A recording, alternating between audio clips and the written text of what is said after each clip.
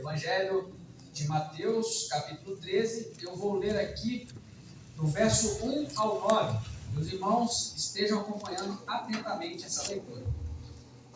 Diz assim a palavra do Senhor: naquele mesmo dia, saindo Jesus de casa, assentou-se à beira-mar, e grandes multidões se reuniram perto dele, de modo que entrou num barco e se assentou. E toda a multidão estava em pé na praia. E de muitas coisas lhes falou por parábolas, e dizia: eis que o semeador saiu a semear. E ao semear, uma parte caiu à beira do caminho, e vindo as aves, a comeram. Outra parte caiu em solo rochoso, onde a terra era pouca, e logo nasceu, visto não ser profunda a terra. Saindo, porém, o sol, a queimou, e porque não tinha raiz, secou-se. Outra caiu entre os espinhos, e os espinhos cresceram e a sufocaram. Outra, enfim, caiu em boa terra e deu fruto, a 100, a 60, a 30 e a 30 por 1. Quem tem ouvidos para ouvir, ouça. Muito bem. Uma passagem muito conhecida, quase todos nós aqui, eu creio que todos conhecemos a parábola do semeador. Nós vemos que o ministério de Jesus ele foi marcado por parábolas. Ele falava ao povo por parábolas. Ele usava muito essa linguagem de parábolas. E o tema que nós vamos refletir aqui essa noite, baseado na parábola do semeador, é os 4 tipos de solo. Muito bem. A conversão de um homem é o maior milagre que pode acontecer na vida dele. Normalmente, quando nós falamos em milagre, vem à mente aqueles milagres que Jesus realizou na Bíblia. O cego enxergando, o mudo falando, o surdo ouvindo, o coxo andando, o morto ressuscitando, os milagres que o Senhor Jesus realizou na natureza, a multiplicação dos pães e dos peixes, parar uma tempestade, andar por sobre as águas. A gente lê aquilo e nós ficamos assim, de forma estupenda com aquilo. A gente fica impressionado. Realmente eram milagres que autenticavam que o Senhor Jesus é o Messias, que Ele é o Cristo. Mas o maior milagre, meus irmãos, que pode acontecer na vida de um homem, sem sombra de dúvida, é a conversão. E aí, a gente pensa o seguinte: já parou para pensar? O indivíduo que está lá no mundo, fazendo tudo à torta e direito no mundo, vivendo uma vida desregrada, sem se importar com a existência de Deus, sem se importar se está ou não ofendendo a Deus. De repente, Jesus Cristo converte esse homem. E aí, tudo muda na vida desse homem. Ele tem uma outra mentalidade a partir de então. Ele tem um outro coração a partir de então. Muda a mente, o coração desse indivíduo de dentro para fora. Ele passa a enxergar a vida de outra forma. Ele passa a pensar a vida de uma outra forma. Ele passa a agir de outra forma. Passa a viver de outra forma. Você olha e diz: é outra pessoa? É a mesma impressão digital? O mesmo DNA? De repente o mesmo endereço? Continua no mesmo local de trabalho? Mas é outra pessoa completamente diferente. Ele não vive mais para si mesmo, ele vive para o Senhor Jesus. Você olha e diz: uau, que milagre extraordinário, que coisa fantástica. Como bem gosta de dizer o nosso povo brasileiro, a gente olha e fica tão feliz que o coração fica quentinho, não é assim que o nosso povo gosta de dizer? Aquece o coração e a gente fica com aquela ternura. Que maravilha! Esse indivíduo mentia muito, você não podia nem confiar nele. Agora, a palavra dele é sim, sim, não, não. Que coisa fantástica. Esse indivíduo era um adúltero, agora ele é fiel à esposa. Esse indivíduo, ele comprava e não pagava, mas agora ele paga em dia. Esse indivíduo era desonesto, mas agora ele é um poço de honestidade. Quem realizou esse milagre na vida dele? Jesus Cristo. É algo maravilhoso, dá gosto de ver, o nosso coração se enche de alegria. Meus irmãos, as pessoas, de modo geral, elas tendem a ser a mesma coisa que elas são a vida inteira. Isso aí já é uma tendência natural do ser humano. O ser humano, ele tem uma tendência natural de ser aquilo que ele é a vida inteira. Normalmente, as pessoas não mudam a mentalidade delas. É verdade que existem algumas pessoas que têm um senso crítico de si mesmo um pouco maior, que tem uma certa cultura um pouco mais refinada e consegue enxergar defeitos em si mesmo e consegue até dar uma melhoradinha em si mesmo. Mas isso é a exceção da regra. Via de regra, o ser humano é orgulhoso. Via de regra, o ser humano tem uma tendência natural a não mudar, a não ter senso crítico de si mesmo, a não pensar aquilo, o que eu posso melhorar na minha vida, o que eu posso corrigir, o que eu posso mudar. Normalmente nós não somos assim. Nós temos uma facilidade muito grande em enxergar defeito do próximo, mas não em nós mesmos. Nós temos uma facilidade muito grande de ser radical com o próximo, mas não conosco mesmo. Mas se tratando de conversão, meus irmãos, e se a gente for honesto com nós mesmos, a gente vai ver que nem mesmo a cultura mais refinada, pode ser oriental, nem mesmo o senso crítico mais crítico consigo mesmo, nem mesmo o indivíduo que se cobra demais de si mesmo, é capaz de produzir a conversão real e verdadeira. Essa somente Jesus Cristo pode realizar. Esse milagre, só Ele, Jesus Cristo, nosso Senhor e Salvador, autor e consumador da nossa fé, pode realizar. Embora, obviamente, isso não tire a nossa responsabilidade humana. O texto lido, ele nos traz aqui alguns detalhes muito curiosos. Embora haja aqui 4 tipos de solos, há somente 2 tipos de pessoas aqui: salvos e não salvos, convertidos e não convertidos. No entanto, a gente vai ver que a forma com que os não salvos se perdem é muito diferente. Porque você tem a ideia de um semeador que sai com a semente na mão, ele está indo rumo ao campo semear. E aí você tem aqueles perdidos que a palavra caiu na beira do caminho. Eles ouviram, tiveram a oportunidade de ouvir, mas não entenderam absolutamente nada. Veio o maligno, rapidamente arrebatou o que foi semeado e o indivíduo não mudou. Você tem o outro que ele ouviu, ele entendeu, ele recebeu com alegria a palavra, ele começou a carreira cristã a 1000 por hora, o negócio estava indo de vento em popa. Mas na primeira dificuldade ele pulou fora do barco. Teve um choque de realidade, olhou para o cristianismo e falou: isso aí é ser cristão? Ah não, então eu me enganei. Não era esse Jesus que eu imaginava. Ele pulou fora do barco rapidamente, mas durou muito pouco tempo. O Senhor Jesus vai dizer aqui que foi de pouca duração. E nós temos o terceiro tipo de solo, o terceiro perdido, que é aquele que a palavra foi semeada no meio dos espinhos. Esse aí ficou numa batalha espiritual. De um lado eu quero Jesus, mas do outro lado eu quero o mundo.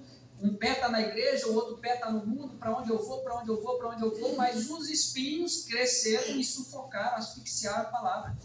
Então veja, um nem entendeu, o outro entendeu, mas rapidinho abandonou. O outro ficou naquele lá e cá, mas no final os espinhos cresceram e ele abandonou Jesus. Se decidiu pelos espinhos deste mundo e dessa vida. E também os salvos aqui vai dizer que a realidade pós-salvação foi diferente. Porque um produziu a 30 por 1, outro produziu a 60 por 1 e o outro produziu a 100 por 1. Ou seja, todos esses aqui salvos, convertidos, graças a Deus, louvado seja Deus por isso, mas a quantidade de frutos que eles deram, todos eles deram frutos. Veja, todos os convertidos deram frutos, mas a quantidade de frutos é diferente. Nem todos aqui frutificaram de modo igual. Então essa realidade pós-salvação também foi diferente. É interessante esse texto aqui, porque nem todos se perdem de maneira igualitária. E nem todos que são salvos também de maneira igualitária no que se refere a produzir frutos. Então vamos ao texto. Vamos examinar com exatidão esses 4 tipos de solo. O primeiro que o texto nos dá é aquele que caiu na beira do caminho. Dê uma olhada comigo no versículo 4. Então diz no versículo 3, no final do versículo 3, que o semeador saiu a semear. Então está lá, o semeador está indo ao campo com a semente na mão.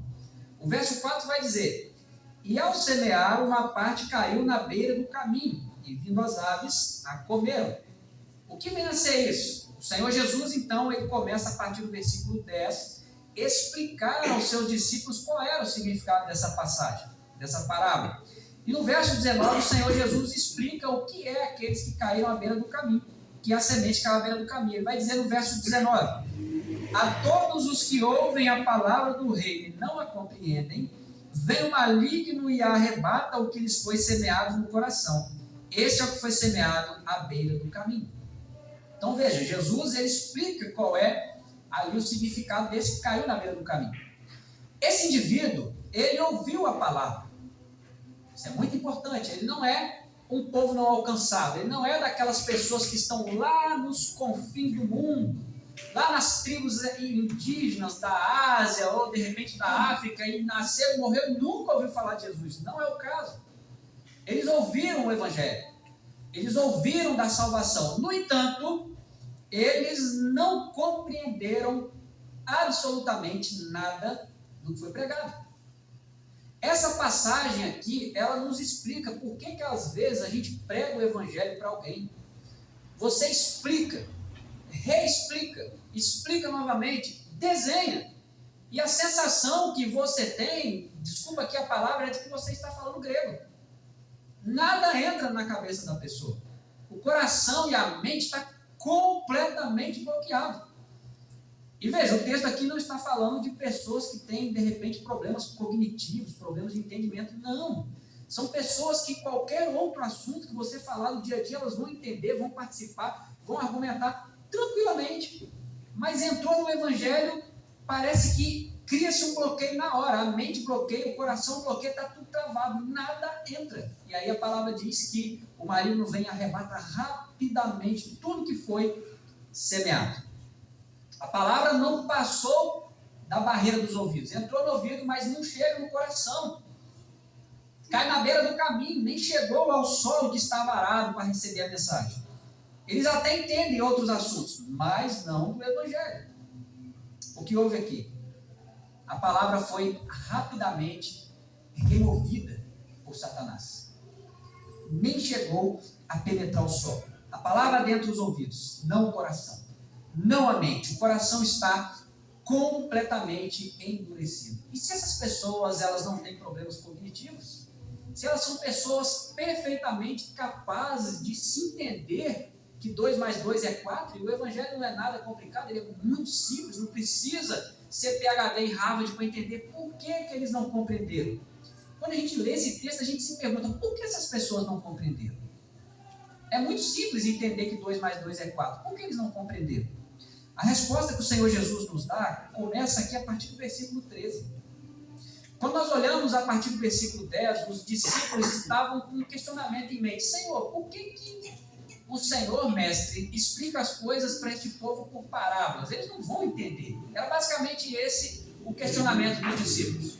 E o Senhor Jesus começa a responder a partir do versículo 10, que aos discípulos, aos que ele chamou, era dado conhecer os mistérios do reino de Deus, mas àqueles não. E aí ele vai dizer no versículo 13 o seguinte: por isso eu lhes falo, Jesus falando, por isso eu lhes falo por parábolas, porque vendo não veem, ouvindo não ouvem, nem entendem. Verso 14: de sorte que neles se cumpre a profecia de Isaías: ouvireis com os ouvidos e de nenhum modo entendereis, vereis com os olhos e de nenhum modo percebereis. Se a gente ler somente o versículo 13 e 14, parece que Jesus está sendo aqui punitivista. Por que o Salvador, que veio ao mundo exatamente para salvar, quer que as pessoas não entendam? Por isso mesmo que ele fala com parábolas, para elas não entenderem mesmo, parece algo contraditório. Ele não veio para que a gente tivesse compreensão do verdadeiro evangelho, ouvisse o verdadeiro evangelho e fosse salvo. E agora ele está dizendo, eu falo com parábolas, para eles não entenderem mesmo, para se cumprir o que Isaías profetizou, que eles não entenderiam. Eles veriam, mas não enxergariam.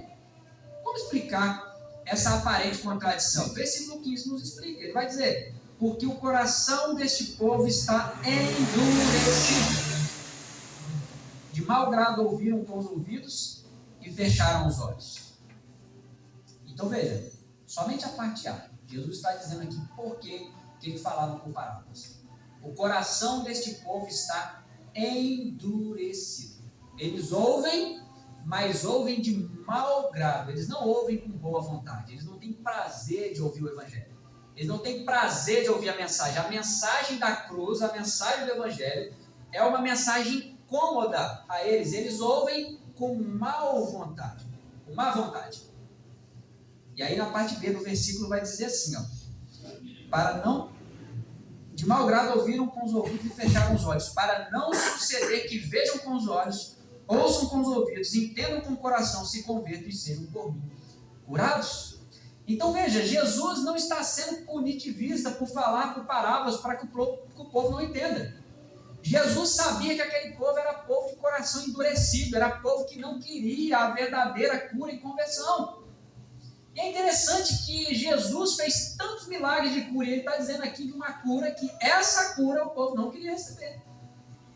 Para que eles vejam, para que se convertam e sejam por mim curados. A cura da alma, a cura que converte, tira o pecador do mau caminho. Essa cura, as multidões que seguiam Jesus não queriam receber. Queriam Jesus que multiplicava pães e peixes.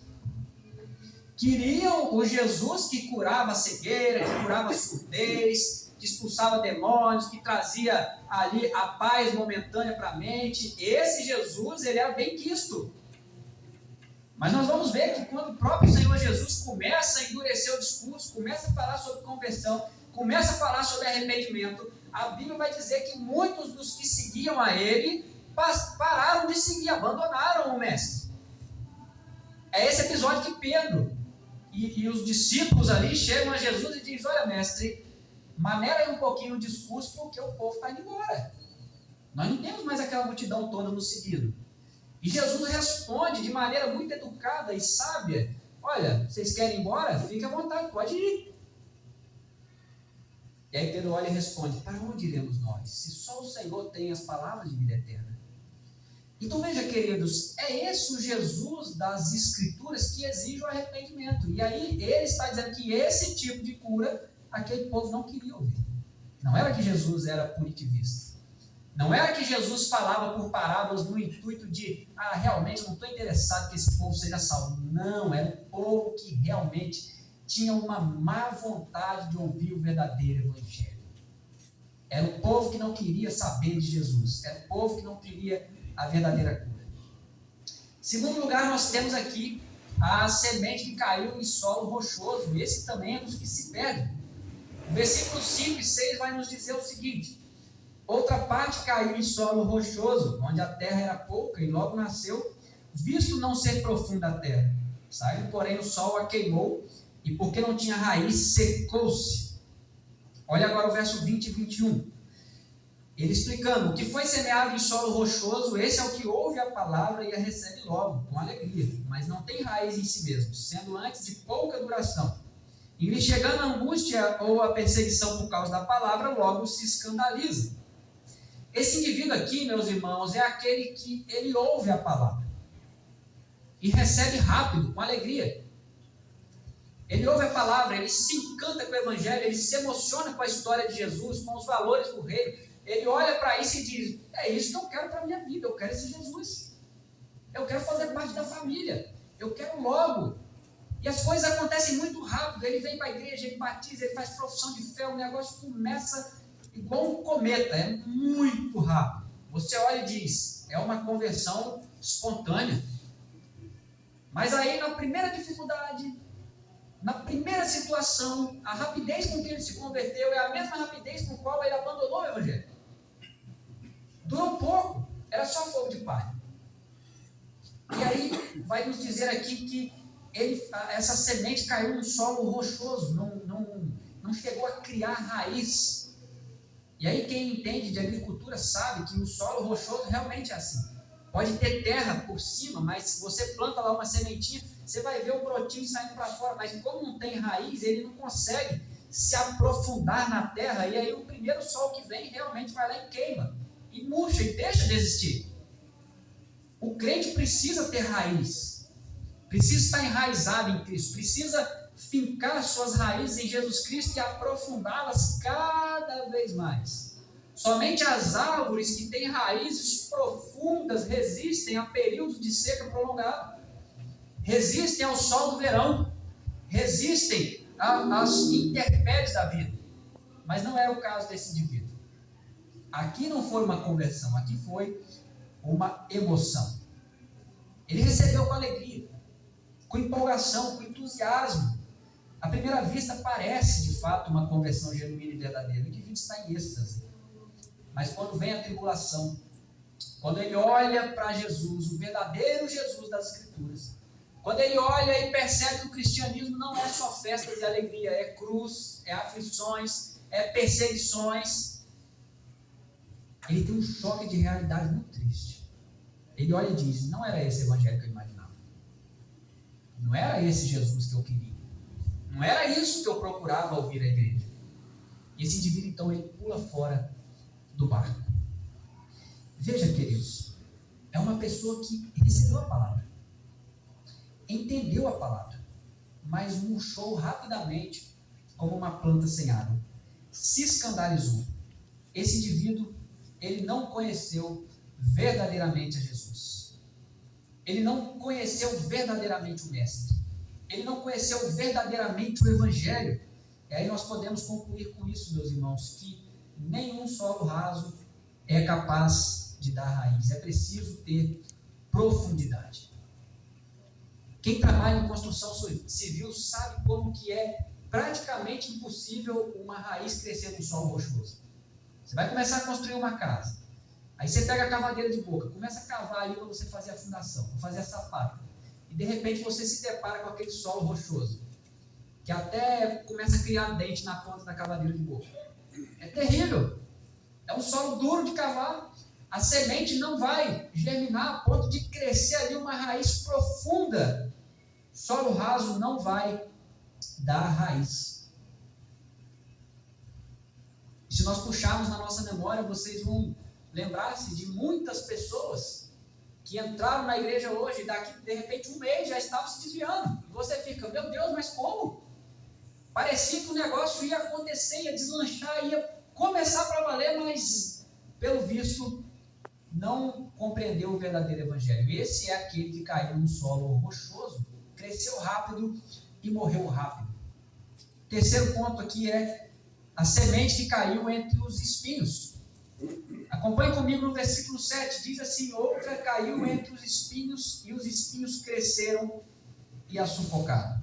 No versículo 22, vai nos dizer o seguinte: o que foi semeado entre os espinhos é o que ouve a palavra, porém os cuidados do mundo e a fascinação das riquezas sufocam a palavra e fica infrutífera. Esse indivíduo aqui, ele também ouviu a palavra, ele compreendeu a palavra. A questão é que aquela semente que foi semeada em um solo espinhoso. E os espinhos aqui vai dizer que são os cuidados do mundo, as coisas do mundo, o dinheiro, o cônjuge, os filhos, que muitas das vezes amamos mais o cônjuge e os filhos do que a Jesus. Isso é idolatria. Vai dizer aqui que esses cuidados do mundo, essa fascinação com as riquezas, com as coisas, com as preocupações do mundo, esses espinhos cresceram e sufocaram, asfixiaram, mataram a palavra que foi lançada, que foi semeada.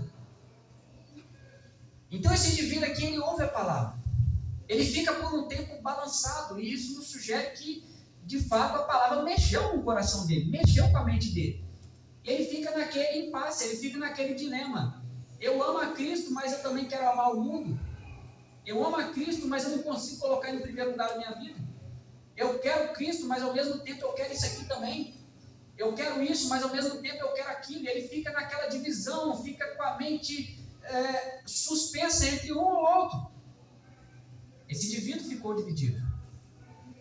Ainda que ele ficasse dividido a vida inteira, meus irmãos, o Senhor Jesus deixou bem claro aqui mesmo em Mateus que é impossível servir a dois senhores, porque ou você vai agradar um e aborrecer o outro. O povo de Israel, quando estava já ali na terra prometida e já tinha tomado posse da terra, já tinha se assentado na terra, Josué, já no fim de sua vida, ele percebe que o povo está mais ou menos, meio lá, meio cá, meio indeciso, meio vai que não vai, e Josué olha para aquilo e diz: olha, chega disso, decida hoje a quem vocês querem servir. Quer servir o Senhor? Ótimo, sirva o Senhor. Quer servir aos deuses dos amorreus, ou então os deuses que os vossos pais serviram da lei do Eufrates? Sirvam outros deuses, mas pelo amor de Deus, decida a quem você quer servir. Eu e minha casa serviremos ao Senhor. Foi o que disse Josué. Josué estava fazendo ali o grito de independência espiritual. Olha, saiam de cima do muro. Quando nós olhamos a carta que o Senhor Jesus escreve no Apocalipse a Laodiceia, ele vai dizer assim ao povo da Laodiceia: quem dera se vocês fossem frios ou se vocês fossem quentes. Mas uma vez que vocês são mornos, eu estou a ponto de vomitar-te da minha boca. Jesus está dizendo ali, olha, a mornidão, a indecisão, ela causa náusea no coração de Deus. Pensa ser vomitado da boca do Senhor Jesus. Dá a entender que vai ser um juízo tão grande, maior ainda do que aquele que talvez decidiu-se logo pelo mundo. A indecisão é eterna. E não decide. E não vai. Esse indivíduo aqui, meus irmãos, ele sabe que se ele permanecer assim, ele está caminhando a passos largos para o inferno conscientemente. Porque conhecer a verdade e não praticá-la é caminhar para o inferno conscientemente. Conscientemente. De vez em quando a gente se depara com alguns desviados. Aqui em Nova Rosa da Penha, eu não conversei com ninguém assim, mas fora daqui, já conversei com desviados assim. Que eles dizem, olha, eu estou fora da presença de Deus e eu sei, se Jesus voltar, eu estou perdido, vou para o inferno. Eu saí da igreja, mas eu sei que eu preciso regressar para a igreja. E olha só, eu saí por culpa minha mesmo, tá? Não é por causa do pastor, não. Não é por causa do presbítero, não. De vez em quando a gente encontra uns assim que são bem conscientes da responsabilidade pessoal deles. E eu consigo ter esperança nesses. Marcos 8,36, Senhor Jesus, ele nos faz uma pergunta emblemática. Ele diz assim, pois de que adianta o homem ganhar o mundo inteiro e perder a sua alma?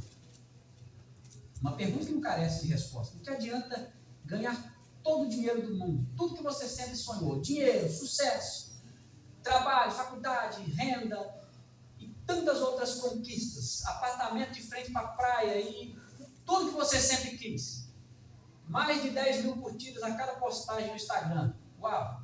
E aí você perde a sua alma. Jesus vai dizer assim, de que adianta o homem ganhar o mundo inteiro e perder a sua alma?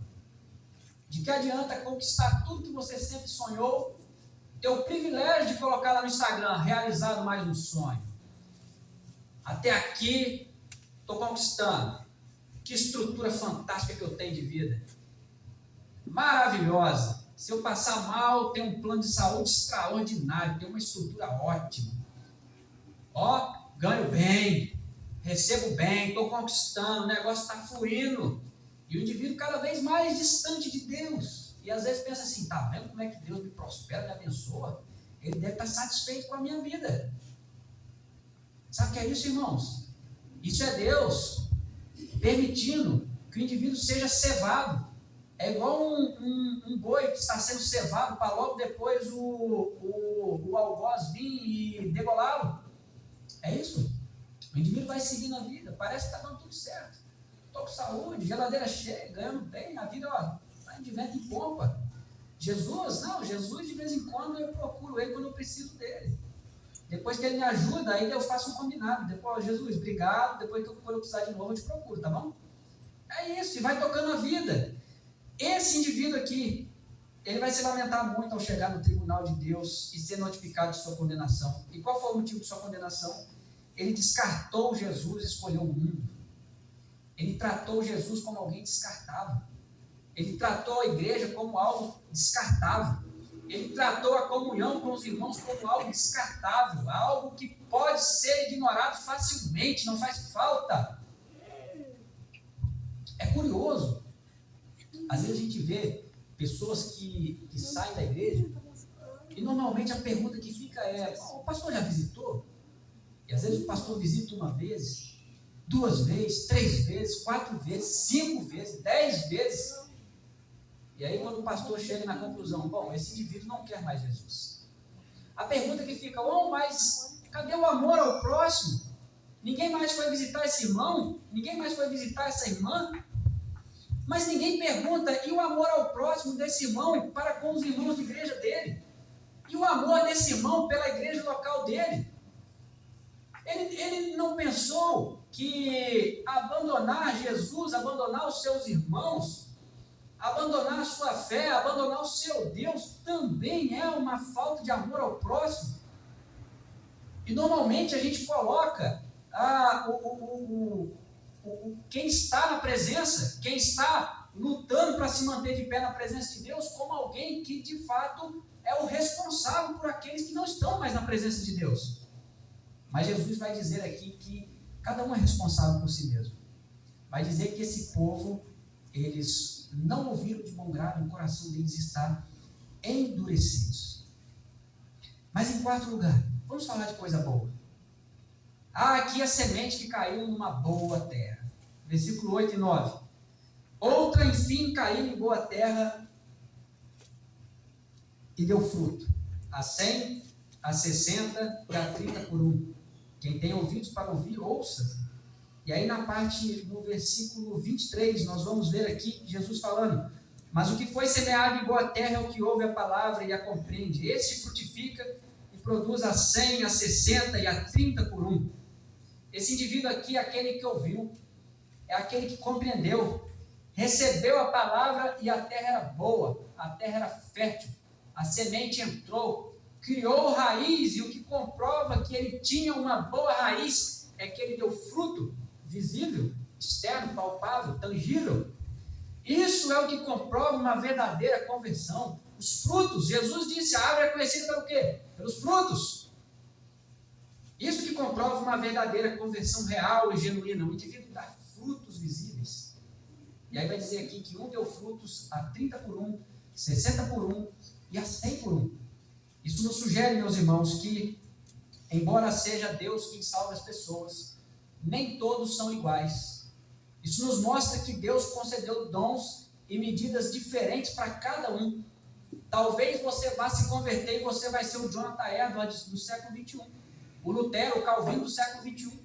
Talvez Deus, através de você, vai promover um grande avivamento na sua igreja local, no seu bairro, na sua cidade, de repente, quem sabe? Mas talvez você vai ser só um anônimo lá na sua igreja, que não vai pregar lá na frente, que não vai cantar lá na frente, mas que vai ser alguém que frutifica.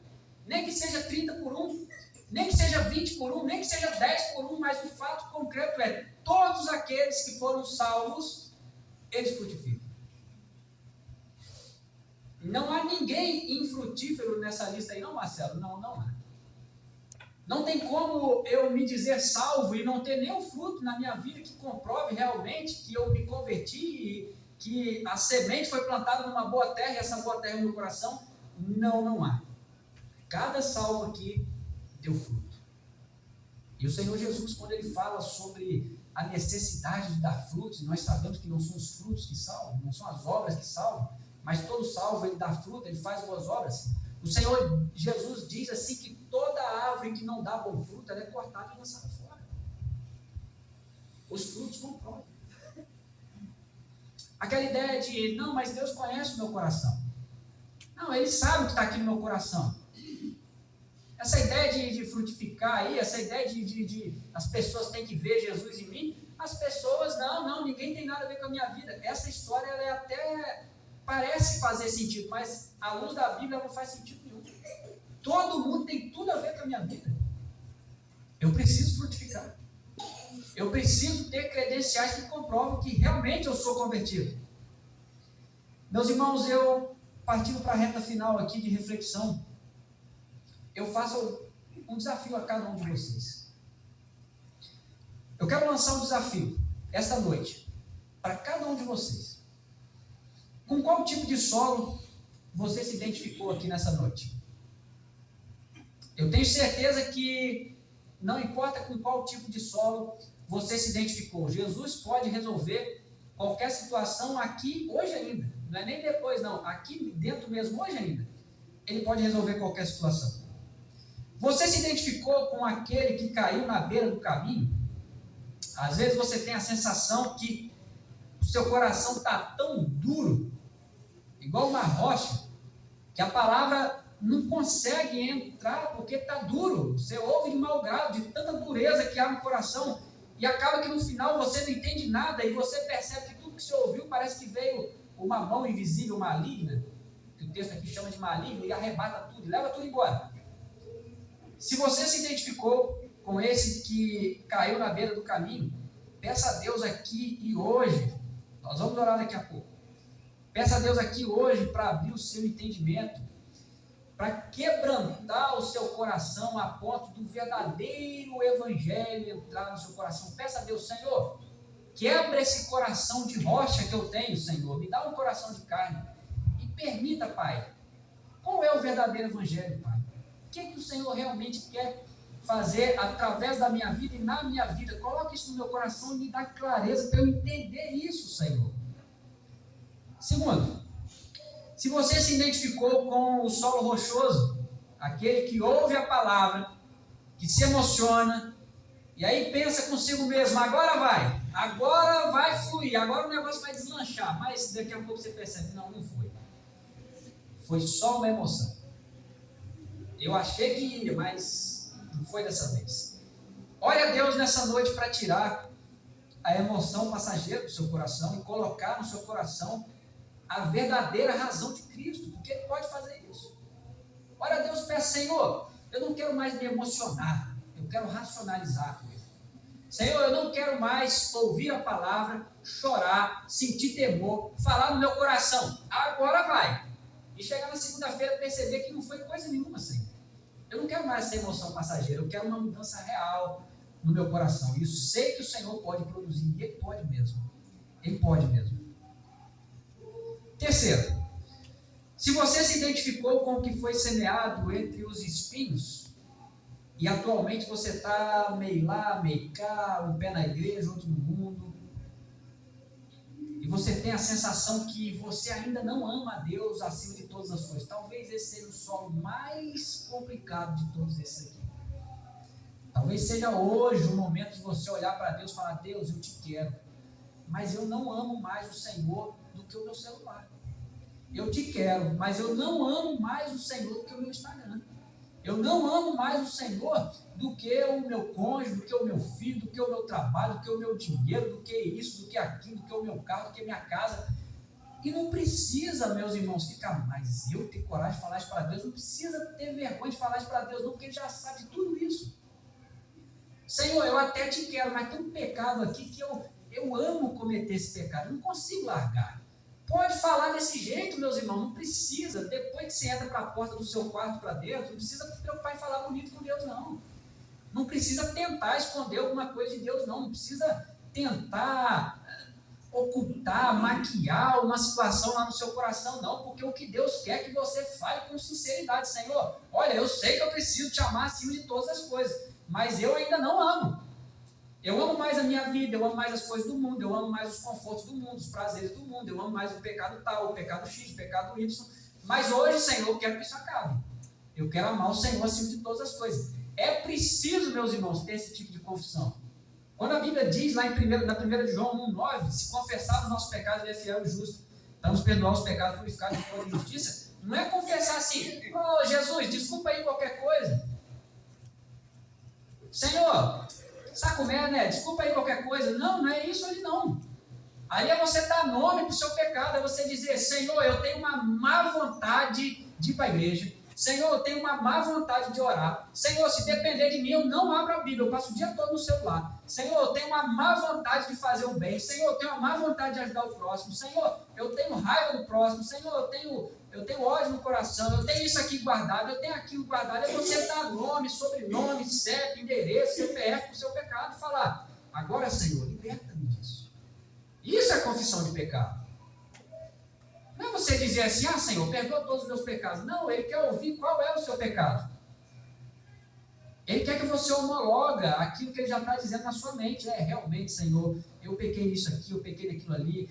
O mundo está no meu coração. Eu não amo o Senhor da forma que deveria amar. Eu não amo o meu próximo da forma que deveria amar. É isso que Deus quer ouvir de você. E é nesse momento que a mudança realmente começa. É nesse momento, é no momento da sinceridade. É no momento do quebrantamento de coração. É nesse momento que Jesus começa a transformar o coração do homem. É nesse momento que o homem começa a ter facilidade de perdoar o próximo. É nesse momento que não guarda mais mágoa. É nesse momento que o indivíduo consegue parar de pé na presença de Deus, quando ele é sincero para com o Senhor. Mas quando ele oculta, quando ele faz de conta que não está acontecendo, Quando ele não tem esse canal direto com Deus, as coisas ficam difíceis, porque os espinhos, eles não param de crescer. E eles sufocam a palavra. Sufoca, asfixia a palavra. Asfixia a palavra. Quarto, se você se identifica com a boa terra, peça a Deus essa noite para te sustentar até o fim na presença dele. E não deixe de vigiar, mesmo sendo boa terra. Não deixe de vigiar. Porque a frieza, o desânimo, vai te perseguir também. Meus irmãos, ontem mesmo conversava com uma irmã que não mora aqui no bairro, nem é da nossa denominação, vocês não conhecem? E ela dizia para mim assim, ser crente, estar na igreja todo dia, é muito fácil. O negócio é ser crente lá fora. Eu disse a ela, minha irmã, talvez há 20 anos atrás ou mais, antigamente, a gente poderia até dizer isso, que ser apenas um religioso é fácil. A frieza espiritual chegou a níveis tão catastróficos que nem isso mais é fácil. Ir à igreja tornou-se um peso. E os irmãos aqui vão se lembrar que há 15, 20 anos atrás, a gente batia naquela tecla. Olha, irmãos, não adianta você vir para a igreja de segunda a segunda e não ser crente em casa. Olha, irmãos, não adianta, cuidado com a religiosidade. Mas hoje a frieza espiritual está tão grande que até para ser religioso está difícil. Perdemos o prazer de vir para a igreja. Perdemos o prazer de estar em comunhão, perdemos o prazer de orar. Nosso coração está frio, igual pedra de gelo. Cuidado, irmãos. A frieza espiritual vai te perseguir. Ela vai tentar te pegar. Satanás não pega leve com ninguém. Com ninguém. Não importa a cor, não importa a raça, não importa se é bonito, se é feio, se mora bem, se mora mal, se é pastor, se é presbítero, se é diácono. Ele conhece os nossos pontos fracos. Ele conhece os caminhos, os atalhos. Esse sujeito é muito velho. Ele foi criado tem muito tempo. Ele já viu muitas gerações nascerem e morrerem. Ele é experiente. Se você não estiver em Jesus, ele vai passar como um rolo compressor por cima de você. Ele vai te destroçar. Ele vai fazer você pensar que você ainda é crente, que você ainda é um servo genuíno de Deus. E no fundo ele está rindo da sua cara. E da minha também, se eu não vigiar. Não brinque de ser crente. O diabo não brinca de ser diabo. Meus irmãos, enquanto há vida, há esperança. Eu me identifiquei com a que caiu no beiro do caminho. Jesus pode te transformar num solo bom, fértil. Eu me identifiquei com aquele que caiu num solo rochoso. Jesus pode te transformar num solo bom e fértil. Eu me identifiquei com aqueles espinhos. E os meus espinhos, evangelista Marcelo, é pior. Eles estão entrelaçados, estão agarrados um no outro. É uma coisa terrível para sair, para conseguir. Eu estou todo... meu irmão, Jesus Cristo pode pegar esses espinhos seus hoje mesmo e jogar tudo na lata do lixo e você ser um solo fertíssimo. Ele pode. Minha família, eu identifico o meu filho, eu identifico a minha filha, eu identifico o meu cônjuge, eu identifico o meu marido, o meu neto, o meu bisneto como um solo rochoso, como um solo pedregoso, como um solo difícil, um solo manchado, um solo isso. Jesus pode transformá-lo em solo bom. Amém? Amém. Eu creio. E eu gostaria de fechar dizendo o seguinte, que ninguém nasce solo bom. Jesus o torna solo bom. E eu gostaria de dar uma ótima notícia para você essa noite. Se você esquecer tudo que foi falado até aqui, não tem problema, desde que você lembre só disso. Jesus Cristo aqui, hoje mesmo, nessa noite, pode te transformar num bom solo, fértil. E você pode gozar de plena paz e harmonia, independentemente do que você fez ou deixou de fazer. Veja, irmãos, eu sou conhecido como um pregador que só prega sobre pecado. Mas agora eu estou falando sobre a graça. Eu estou falando que Jesus Cristo pode transformar você num ótimo solo. Amém. Eu estou falando que você pode frutificar 30, 60, 100 por um. O pregador que só prega sobre pecado está falando, Jesus pode pegar todos esses pecados seus e esmagá-los, e cravá-los na cruz, e lançá-los nas profundezas do mar, e te dar plena paz e perdão. transformar numa terra fértil, um solo fértil, que vai frutificar, que vai produzir, que vai ter paz de Deus, que vai ter alegria da salvação, que vai conhecer o Jesus da Bíblia, que vai conhecer o verdadeiro evangelho, meus irmãos. Isso é graça.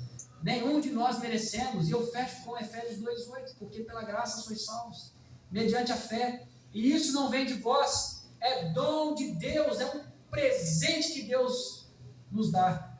Amém. É um presente que Ele pode nos dar, mas para isso precisa crer, porque Ele diz também em João 3,16, que Ele enviou o Seu Filho ao mundo, para que todo aquele que nele crê, todo que nele crê, não pereça, mas tenha vida eterna. Mas é preciso crer, é preciso submeter-se a Ele, é preciso ter coragem de olhar para Ele e dizer: olha, Senhor, a partir de agora é eu e o Senhor. Acabou com o mundo, acabou com o pecado, acabou com a vida que eu tinha, agora é Jesus e eu e Jesus, e vamos embora. É isso que Jesus quer ouvir de mim e você nessa noite. É isso que Ele espera de nós. Sabe, irmãos, Jesus não se impressiona com conta bancária. Ele não se impressiona com carreira profissional. Ele não se impressiona com estereótipos humanos, externos. Isso aí não mexe com o coração de Jesus. Isso aí mexe com o mundo. Se você tem muito lá no mundo, você é aplaudido. Mas para Jesus isso aí não faz a menor diferença. O que faz diferença para Jesus é um coração quebrantado e contrito. A Bíblia diz que Deus não resiste a um coração quebrantado e contrito. Veja, o Deus que criou os próprios corações não resiste a um coração quebrantado e contrito. O que nos faz pensar que não há perdão para nós? O que nos faz pensar que não há solução para nós? Eu estou aqui essa noite para dizer, em nome de Jesus Cristo, sim, Senhor, basta você crer e entregar a sua vida a Jesus. Então nós vamos agora fazer alguns minutos de oração silenciosa. E eu convido você a olhar para dentro do seu próprio coração. De repente você se identificou com algum tipo de solo que aqui foi citado.